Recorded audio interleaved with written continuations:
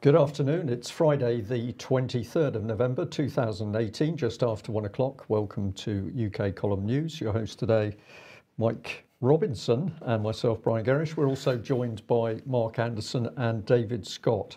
Probably the Minister of War. Yes, we're going to start off with the Minister of War here. Here he is, Gavin Williamson, meeting, who is he meeting? The Minister of Defence for the Ukraine yesterday. So in a meeting with the visiting Ukrainian Defence Minister Stepan Poltorak, Gavin Williamson announced a range of forthcoming deployments and exercises that will see the two countries' armed forces continue to work together in defence of the international rules-based order. This is their words. It's fantastic stuff. The Defence Secretary announced at the meeting that HMS Echo would deploy to the Black Sea in 2019 to demonstrate the UK's support for ensuring freedom of navigation in the region. It was also confirmed that in January and February next year, training teams made up of personnel from the Royal Navy, Royal Marines and the Army will deploy to Ukraine as part of the extension of the UK's military training operation announced by Gavin Williamson at the visit to the country a few weeks ago in September. This is what Gav the Chav had to say. As long as Ukraine faces Russian hostilities, it will find a steadfast partner in the United Kingdom. So that's fantastic stuff. They issued a joint statement that I thought was worth just looking at a couple of points from. So they stress that the aggression towards Ukraine by the Russian Federation is a direct threat to Euro-Atlantic security and a challenge to the existing system of international relations. And they underline that the ongoing breach of ceasefire arrangements by Russian-backed formations and other illegal groups leads to daily losses among the Ukrainian military and civil population, and urge Russia and its proxies to commit to full implementation of the Minsk agreements.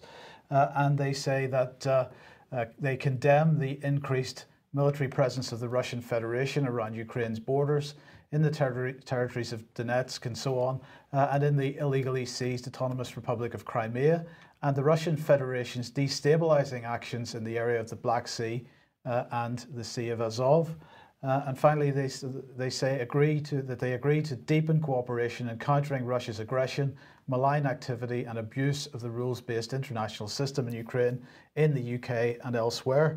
Well, as you would imagine, the Russians had something to say about this. So this was a statement from the Russian embassy in London.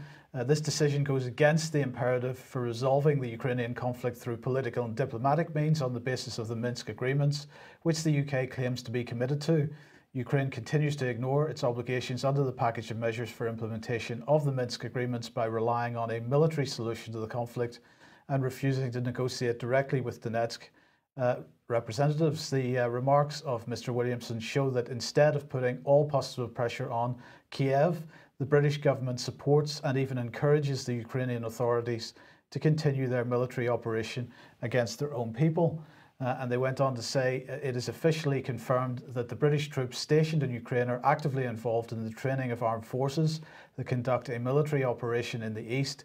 The fighting leads to numerous civilian casualties and a further deterioration of the humanitarian situation on the ground. It's clear that the British military build-up, albeit a symbolic one, can only aggravate the situation and in no way contribute to a peaceful settlement. In a broader context, such steps fit into the NATO strategy of stepping up its military presence in Ukraine, coupled with increased activity in the Black Sea. This is a matter of deep concern. If I welcome David Scott to the programme here. David, what are your thoughts on this? I mean, which of these statements do you find to be more credible? Well, once again, clearly the Russian embassy is the place that we have to look for some form of rationality. Right, now, leaving aside we're sending one ship to the Black Sea to ensure freedom of navigation problem, right, which is that actually a credible force? And leaving aside the fact that we're getting involved right in the Russian doorstep. Let's just imagine what it would be like if it was switched. Look at it from the other point of view. I suppose an equivalent would be there's a United Ireland, there's a large minority that wants to be British in that continent, and the Russians are training the Irish to help shelling of people who want to be British. How would we feel about that? The degree to which this doesn't have any appreciation for the Russian point of view, for the point of view of the people on the ground, for any of the complexities, seems to be once again a complete failure of diplomacy. There's no subtlety, there's no reasonableness in our approach, and this issue of an international rules-based order, that's code for many things, but what it's not code for is lawful conduct. Brian, would the Russians be unreasonable to consider this a warlike act? Well, I don't think so, because it's not an incident on its own. It's set against a backdrop of continual military expansion right up to the Russian border. But I will just say HMS Echo, for people who don't know, is a hydrographic survey ship. So this is where I see that there is this outrageous chasm in what the British government says it is doing. We're pushing out naval units. No, they're pushing out a pretty old hydrographic survey ship into the area as if it was a proper force projection. So we haven't got the equipment, but we're making the aggressive steps. When the trouble starts, the body bags are overwhelmingly going to be American forces, because without the Americans on the ground, there is no effective European defence in Europe. So the casualties are going to be American, and they're going to be the cannon fodder of those former Eastern Soviet states. And this is all being orchestrated by Britain's deep state government. Absolutely. Yeah. Now, David, let's move on to the EU. And well, we're starting off here with a nice picture of Napoleon, it seems. Well, yes, this is relevant, and I also picked a nice Napoleon quote that Mark would appreciate, because it shows, it's kind of Obama-esque. It shows that there are no new things under the sun. A leader is a dealer in hope. Well, this is Napoleon, and he was, of course, essentially Emperor of Europe. And we're going to need more of these, because, well, the French finance minister has been interviewed by a German newspaper, and he's been talking about exactly that. What he says here, he says, it's all very well to express European unity during memorials for the fallen in past world wars, but genuine unity, and look what he defines it as, political, financial and military, is still lacking inside the European Union, according to France's finance minister, Bruno Le Maire. This is an exclusive interview with Handelsblatt newspaper in Germany. He goes on, so I'm using this phrase because in tomorrow's world, it's going to be all about power. Technological power, economic, financial, monetary, cultural. He doesn't say military, but that's included. All will be decisive. Europe cannot be shy any longer about using its power. We have talked about it for a long time. Now it's time for decisions. And there will be decisions made on December 4 at the next meeting of the economy and finance ministers. I cannot imagine anything else. Everybody knows it takes guts to stand in the way of Donald Trump's administration. The people of Europe have had enough of the babble from Brussels. They want to see action. So the whole context, the whole tone is urgent and immediate. And what he's saying here is that there are two options immediately facing Europe. The first option is full unification. Now that's financial, and financial means banking and tax, right? Taxation is theft, banking is fraud. They need them both to project power. And military, EU military unification, and political unification. They need a full sovereign European state. And he uses that phrase, sovereign. Europe is sovereign. He uses that phrase. And the alternative is for Europe to collapse. So whilst we've been looking at Brexit, the Europeans have been realizing it's much later than you think, and everything's been accelerating hugely. You couldn't be suggesting that Brexit is being used as a cover for all this? You would think that would be impossible, but it appears that the world has changed since 2016, and we are going to be forced to change with it. Okay, well, let me welcome Mark Anderson to the programme now then, and because if we're talking about empire building and the need for policing, perhaps, you've posted an article on your Truthhound website, Mark, entitled G9, the New World Police Force being pushed by Chicago, New York foreign policy establishments. Give us the breakdown on this then. Yeah, it's ironic that I write this up and this kind of information is coming out. I don't compare notes with David Scott. I don't compare notes necessarily with you guys all the time. And yet everything fits together like a puzzle. And what we're looking at here is a Council on Foreign Relations, the leader of the Council on Foreign Relations, the senior vice president of the Council on Foreign Relations, James W. Lindsay, working together with the Chicago Council on Global Affairs President Evil Dalder, the former U.S. envoy to NATO, and they wrote an article recently in the Foreign Affairs Journal of the CFR called "The Committee to Save the World Order." To gather my thoughts here, it's kind of early in Michigan. And the Committee to Save the World Order is otherwise known as a proposed G9. And the G9 would consist of the United Kingdom and France, Germany, Italy, the EU as a body, as one sovereign nation, Australia, Japan, South Korea, and Canada. Those would be the members of the G9 or the Committee to Save the World Order. And what they say, Mr. Lindsay and Mr. Dalder in their Foreign Affairs article is, quote, "The major allies of the United States can leverage their collective economic and military might to save the liberal world order. France, Germany, Italy, the UK, the EU and Europe, Australia, Japan, South Korea, Asia, and Canada," I might have left out Australia a second ago, "are the obvious candidates to supply the leadership that the Trump administration will not supply. Together, this G9 represents the largest economic power in the world, and their collective military capabilities are surpassed only by those of the U.S. This G9 should have two imperatives: maintain the rules-based world order in the hope that Trump's successor will reclaim Washington's global leadership role, and lay the groundwork to make it politically possible for that to happen."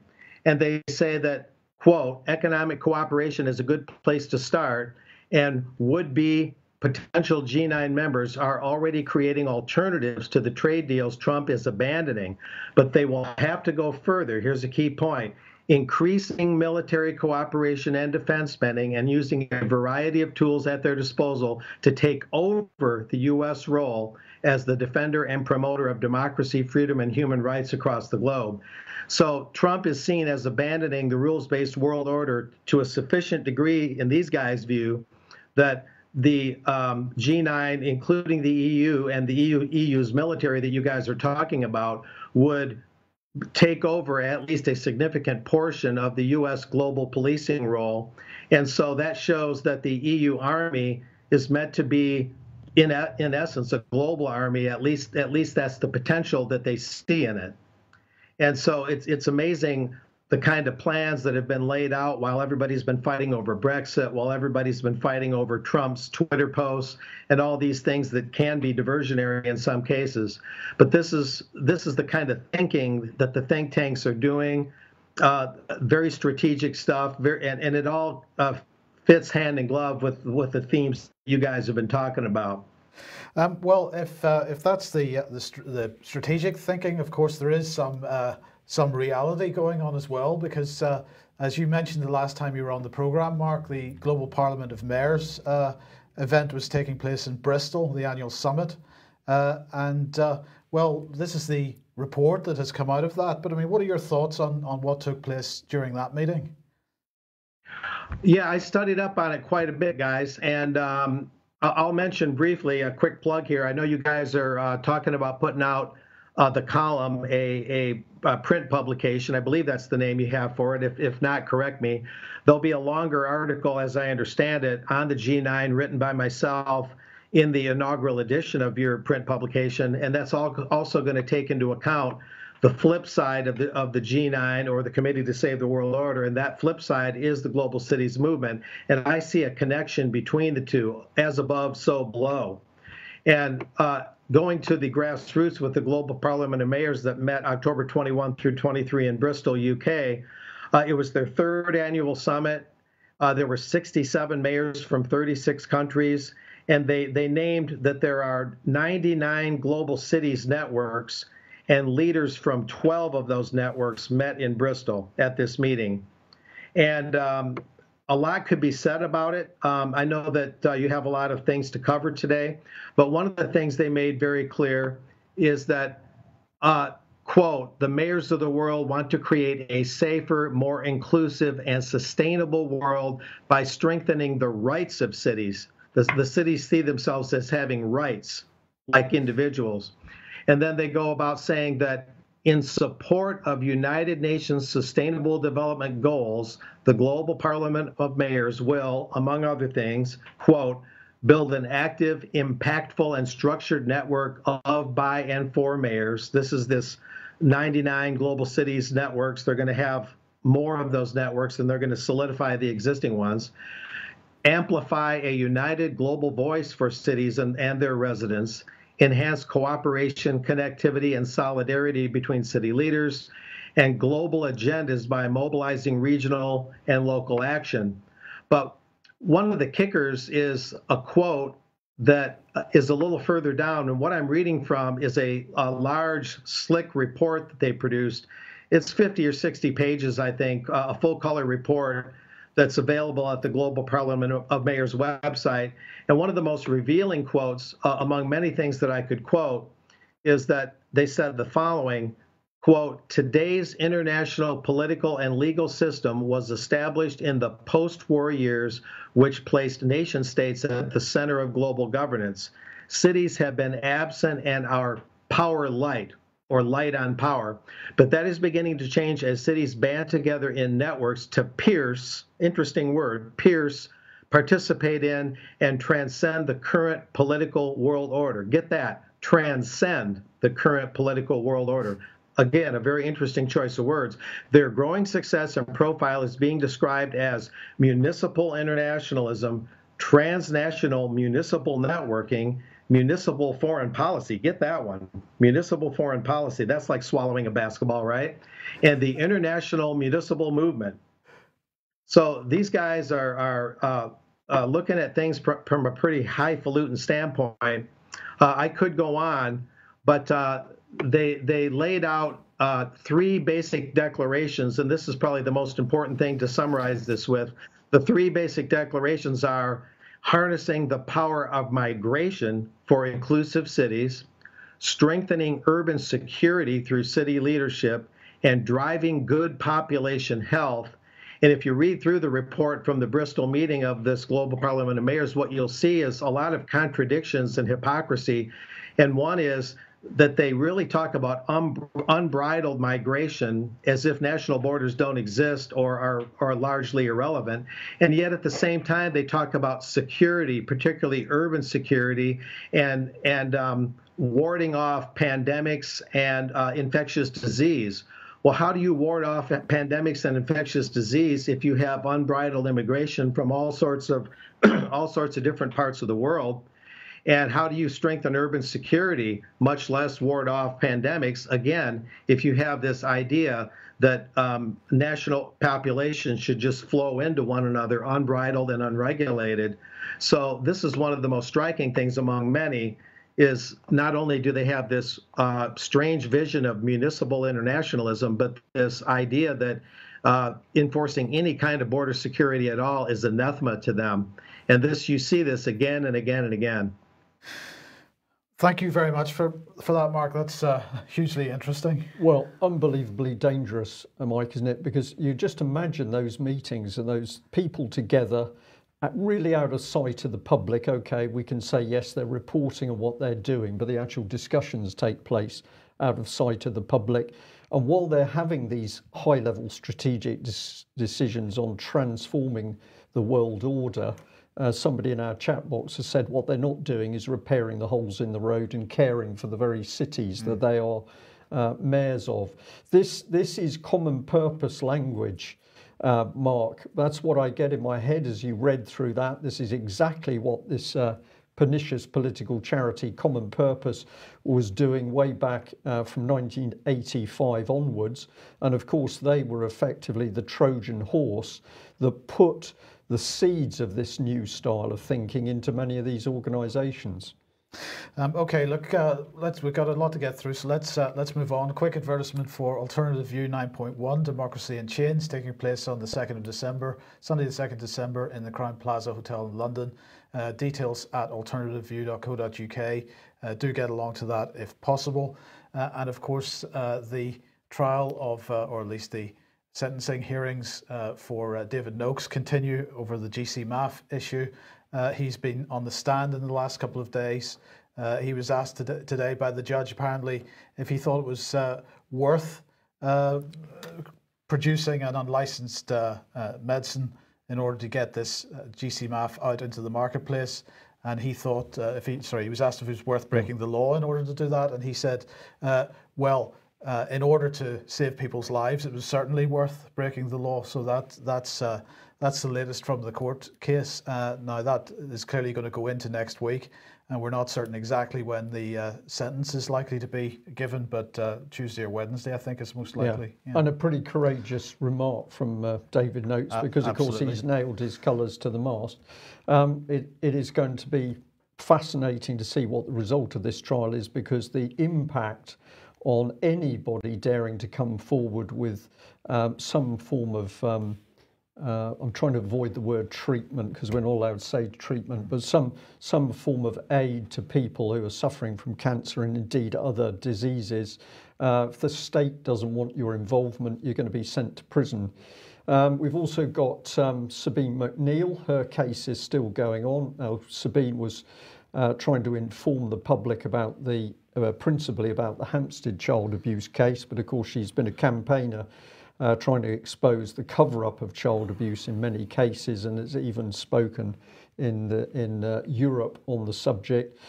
She's being taken through the courts now, and at 74 years of age with severe arthritis, she has hours of travel to and from the court.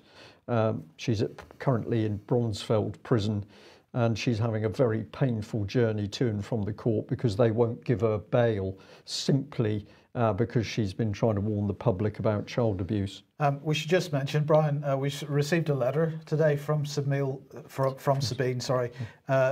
addressed to a Jim B. Now, clearly the only address that she had for Jim B was this address. So if you are the Jim B that wrote to Sabine that she's replying to, if you could get in touch with us and give us your address, we will forward that letter on to you. Okay, let's move on. And fake news. And we're starting with the BBC here, this was published yesterday, but it's still on the BBC News website today. The headline is Skripal poisoning, policeman's family lost everything because of Novichok. And this is the latest video, I don't really know how to describe it, from BBC Panorama. Well, they're talking about the police officer who was allegedly poisoned by Novichok when he went to investigate the Skripal poisoning at their house. This is Detective Sergeant Nick Bailey. And he said that everything that the kids owned, we lost all that, the cars, we lost that, we lost everything. But it's fascinating what they're saying here, Brian. The opening text on this, on the subtitling on this, says, one moment you have a nurse coming in with a sandwich for you, dressed top to bottom in protective gear, closely followed by my wife and kids, who are just allowed to walk in. So it's very confusing. So I'm not going to suggest that Nick Bailey is lying, or that that he's in on some kind of conspiracy here. But the point is that everything that was going on around this case remains so ridiculous. And here we have the BBC Panorama in this case, doubling down on this narrative.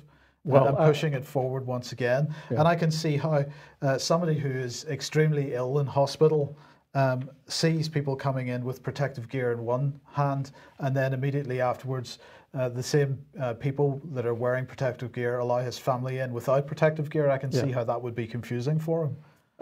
Nothing stacks up, Mike. If we come back to the original thing, we are led to believe that the Skripals themselves were poisoned by the door handle. So they are poisoned by military-grade nerve agent, and what do? They go and spend a couple of hours having drinks and in a restaurant before they even start to feel unwell. This has got to be complete nonsense, or all of the nerve agent training conducted by the British military during the Cold War was itself complete nonsense. Indeed, this is something that's said in this report once again. So Nick Bailey apparently went to the house of the Skripals dressed fully in gear for forensic examination. So he was wearing gloves and so on. He went into the house. He says he doesn't know how the Novichok got from the gloves, because he assumes that's where the Novichok was, onto his skin, but he may have scratched his face or adjusted his goggles or something like this. But the point is, he didn't start to feel ill until the following day. So we have just got no common denominator with what took place here. And as the Russians are saying, I think it's on their foreign ministry website at the moment, they're talking about sort of 230 days have gone past and the British government has still not produced one shred of real evidence as to what took place here. So he's in hospital. Presumably the nurses think he's still toxic if they're coming in wearing face masks and special gear. But here's your family. They can come in and visit you anyway. The reason for the discrepancy, in my opinion, is because the whole story is one fantasy and lie by the British government, and because it is such a big lie, they cannot make the individual pieces stick together. That's my opinion. Well, here's one still from the little piece of video that's on the BBC News website at the moment, and 2 points to make out of this. First of all, of course, we've been told over the months and years that one way to identify fake news is to look for typographical errors, and apparently what Professor Tim here is saying is we identitied that the material was a nerve agent called Novichok. So unfortunately there's a typo there, so that must be fake news. But the key point here is that this man is not being identified. This apparently is the top government scientist dealing with nerve agents, and he is known as Professor Tim. And in the text of the article, the word Tim is in inverted commas. They haven't put it in inverted commas in this, on this still. So we get to see his face, but we don't get to know who he is. And so how do we know? Is he an actor? Is this man an actor? We have no way of knowing, because we can't know that who he is, and we can't know what his role is. But Mike, this is the BBC. The BBC has told us that they don't need to name their journalists. They don't need to give any more information, because if you read it, if you see it on the BBC website, then you can rest assured it's true. Okay. Let's stick on with the subject of fake news, and I want to introduce you to Bruno Studer, who is a member of the French government, and he's in the UK today doing some really important work. But he was speaking on BBC Radio 4 this morning on the Today programme, because the French on Tuesday this week passed some legislation which means that judges now have the power to decide, or to have cases presented in front of them and decide whether information which is put on the internet should be removed from the internet. This is what Bruno Studer had to say. We don't call it fake news in France. We call it false information and the manipulation of information. And he said that this law is not about fighting false information, it's about fighting the massive spread of that information. So I've paraphrased at the end here, because he went on to talk about how they needed to find a balance between freedom of speech and the ability to protect elections. And so what he's effectively saying is, so it won't infringe on your right to free speech, but it will merely prevent anyone from finding out about what you're saying. So that's the position that they are taking at the moment. He was very determined not to use the term fake news, but at the end of the day, he wasn't able to stop the phrase from tripping off his tongue. He doesn't like that phrase, because he tried to suggest that this was a Trumpian phrase, and really he didn't want to use it. But anyway, he is in London, as I say, today, Brian, and he is of course chair of the French Culture Committee, and he is meeting Damien Collins, his colleague, as he described him.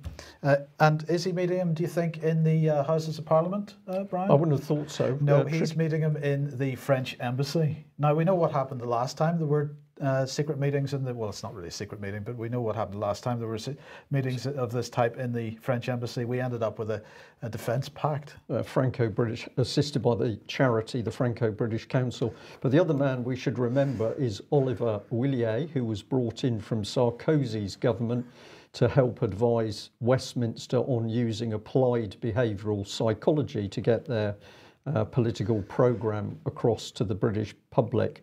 And the bulk of those meetings were held in secret, also facilitated by the Franco-British Council.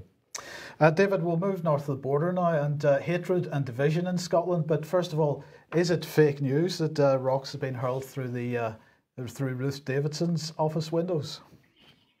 Well, I think the chap tried quite hard, but the toughened and laminated glass here seems to be equal to the task. So apparently Ruth Davidson wasn't present, but her staff were cowering inside as a man stood quite calmly outside and hurled half bricks at the window until he was stopped by some passers-by.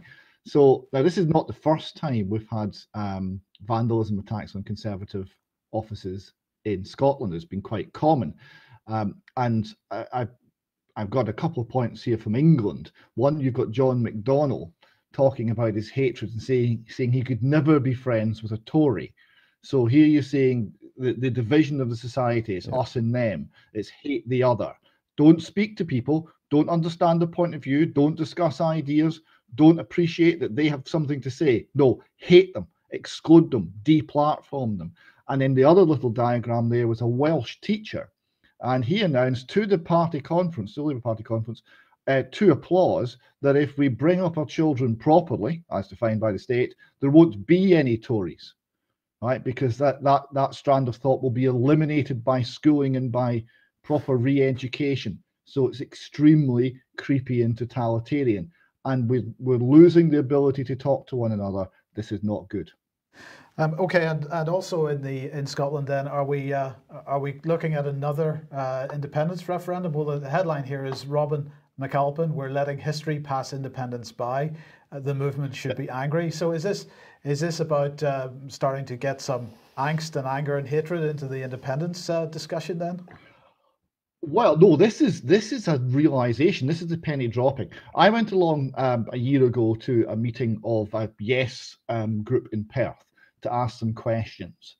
And one of the questions I asked was, look, you're talking about how to organise for a new independence referendum, but you're not talking about what it should be about. There's no ideas being discussed.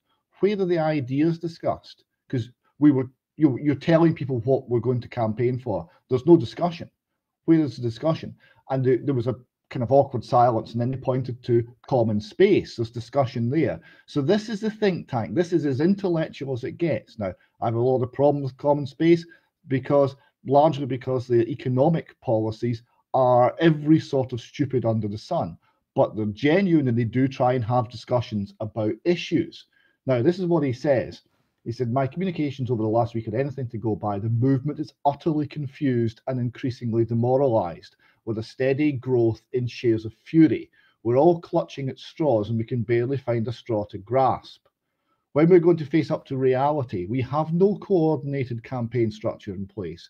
We have very little serious preparatory work done from which to build a serious campaign. We've done little to take on the difficult questions that inevitably await us: jars, borders, currency, exports, trade, all float in the air like ghosts while we hide under the bed. Commonweal has done its very best to produce constructive work on a new prospectus, but we are simply ignored. And the movement has nothing serious to offer Scotland beyond a rehash of the 2014 White Paper and the utterly calamitous Growth Commission report, which will sink us all, but somehow floats around undead on a sea of paralysis." Right? And he talks about the utter failure of leadership in the Scottish national movement. Now, this is something I've been commenting on from a different point of view, but it's been very striking to me that there's been no intellectual work done and no leadership. The betting was that the failure of the Labour Party in Scotland would hand a win to nationalism and to independence by default, so we don't need to solve any of the problems. And then once we've got power, well, we've got power, and it doesn't matter how calamitous the effect is on the people. So that's the nature of the Scottish independence movement. And you're seeing people who believe deeply in it are now starting to speak out. Okay. Well, let's move on to something slightly different. But there's been an interesting story appearing in the press to do with the sinking of the Norwegian frigate. And what's emerged is that a US Navy officer was on board this ship. Now, in the first instance, this is not unusual because particularly younger officers are exchanged between navies. This has gone on for probably 100 years, maybe a little bit longer. So they spend some time on board the warship of a overseas nation to learn a bit about what it is, but also to help bonding and international relations. But it's emerged, nevertheless, that an officer was on board the ship, and it appears to be possible that he was actually on the bridge at the time of the collision, because it's now being reported that he may face questioning alongside the other officers, the other Norwegian officers on board the ship. Of course, this has itself raised some questions because back in 2017, there were a spate of particularly unpleasant collisions between US warships and, in one case, a tanker, which resulted in the deaths of US sailors. So the Americans have got a very bad track record at the moment with safety, basic safety of their warships. And people are picking up on the fact that it is possible that there was an American officer on board the bridge of the ship. It's quite an interesting story. Mark, perhaps you might like to reply on this. Where this goes, I don't know, but this whole collision is extremely unusual. How did it happen? The speeds were very slow. How is it possible for a modern warship not to see what was a relatively big tanker? Well, and the question is, how does a country with a budget the size that the United States have clearly have potentially a training issue here? Isn't that what's going on? Well, that would appear to be what's going on, Mike. Yeah. Any thoughts, Mark? I don't have any deep insights into this, guys. It's obviously a consequence on one level of the U.S. patrolling the globe nonstop. The more things you have going on and the more money you spend and the more tools and toys you have, the more things that can go wrong. It's really just a consequence more than anything else of the global policing regime that the U.S. has been, especially since the end of the last World War. Maybe it's something along the lines of the F-35 debacle. Lots of new gizmos and toys that are not being fully tested. Lots of defense contracts, multi-billions of dollars flowing. It's more important to fulfill the contracts than to get really good equipment, and training is obviously lacking. So the U.S. is simply spread too thin across the globe. That's the easy answer, but it's the most applicable thing at this time based on what I know about it. Yeah, and it will be very interesting if we are able to see details of the result of the Norwegian investigation as to what took place on board, but something strange is going on. Well, we'll end on the subject of Theresa May. I couldn't resist this one because I was sent two particular communications today with Theresa May, but what a difference. Theresa May on the left as Home Secretary, looking quite fresh-faced, and on the right, the Theresa May that's now in the bunker over Brexit. And to my mind, there's been a huge change in this lady. In fact, well, I better read it for our listeners, but on the left is a young, fresh-faced Theresa May, and we've said that she is saying, but I thought the Conservative Party was about such nice people, tea and biscuits, and helping the nation. And on the right is a particularly vile-looking Theresa May telling her to shut up, you fool. We're about power, wars, and vast wealth. I am not you anymore, and I don't need you, Theresa.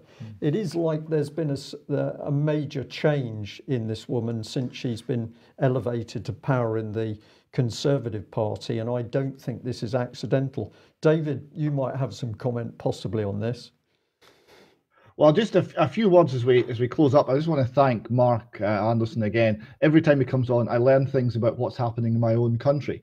Just in the last 24 hours, we've had a major announcement of a thing called the Tay Cities deal. A lot of money going into a regional deal based on Dundee and Perth.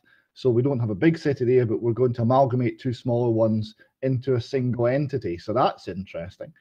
I like the fact that the G9 issues shows without any shadow of a doubt that Trump is not part of a deep state and they hate him, and that should endear him to us to at least some degree. And also, I love the point on Trump again that Bruno Studer couldn't use the term fake news, right? Because this is their term, and Trump has captured it, right? The way the Eighth Army captured Lily of Marlene, Trump has captured the phrase fake news and made it his own, so much so that the deep state doesn't want to play that game anymore and is looking for other types of language.